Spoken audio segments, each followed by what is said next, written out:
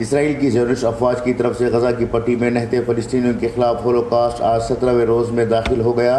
اسرائیلی فوج کی غزہ کی پٹی پر تازہ بمباری کے نتیجے میں مزید درجنوں فلسطینی شہید ہو گئے، جس کے بعد 17 روز میں شہداء کی تعداد 4651 ہو گئی ہے۔ غزہ کی پٹی میں اسرائیل کا خونی کھیل، قتل عام اور ہولوکاسٹ کا سلسلہ جاری ہے اور وہاں کے مکینوں اور شہریوں کے اجتماعات پر بمباری اور بین الاقوامی سطح پر ممنوعہ جرائم کا ارتکاب کیا جا رہا ہے۔ غزہ میں وزارت صحت کے ترجمان نے اس بات کی تصدیق کی کہ کل اتوار کو غزہ کی پٹی پر اسرائیلی بمباری میں مزید 400 سے زائد شہری شہید ہو گئے، جبکہ درجنوں زخمی ایک خونی رات کے بعد اسپتالوں میں لائے گئے۔ وزارت صحت کے ترجمان ڈاکٹر اشرف القدران نے کہا کہ ابھی شہداء کی تعداد کا درست اندازہ لگانا ممکن نہیں ہے، کیونکہ ان میں سے بہت سے لوگ اب بھی اسپتالوں میں پہنچ رہے ہیں، جبکہ ملبے کے نیچے بہت سے شہری دبے ہوئے ہیں۔ رات گئے اسرائیلی فوج کی شدید بمباری میں درجنوں مکانات کو نشانہ بنایا گیا، جس کے نتیجے میں کئی شہری ملبے تلے دب گئے۔ وہیں دوسری جانب اسرائیلی چینل نے کہا کہ صہیونی فوج نے طوفان الاقصی جنگ کے آغاز سے اب تک اپنے 1200 سے زائد فوجیوں کو معذور قرار دیا ہے۔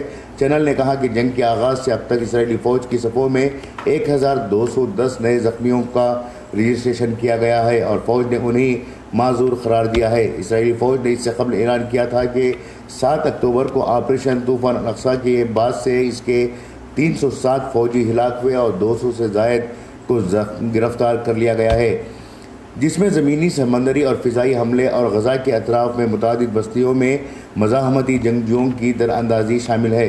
دریں اثنا اسرائیلی حکومت اس قدر خوفزدہ ہو چکی ہے کہ وہ اپنے عام شہریوں کو رضاکار بناتے ہوئے ان کے درمیان ہتھیار تقسیم کر رہی ہے۔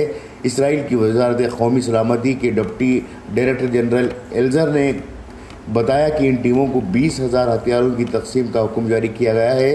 اس کے بعد مزید 20,000 ہتھیاروں کی تقسیم کی جائے گی۔ انہوں نے مزید کہا کہ رضاکاروں کو حفاظتی واسکوٹ اور ہیلمٹ بھی ملیں گے۔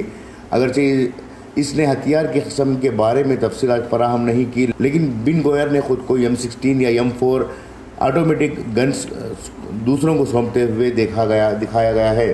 اگرچہ اس نے ہتھیار کی قسم کے بارے میں تفصیلات فراہم نہیں کی ہیں، لیکن بن گوئر نے خود کو M16 یا M4 آٹومیٹک رائفلز کو تقسیم کرتے ہوئے ایک ویڈیو آن لائن پوسٹ کی تھی۔ بیورو رپورٹ، انقلاب نیوز، نئی دہلی۔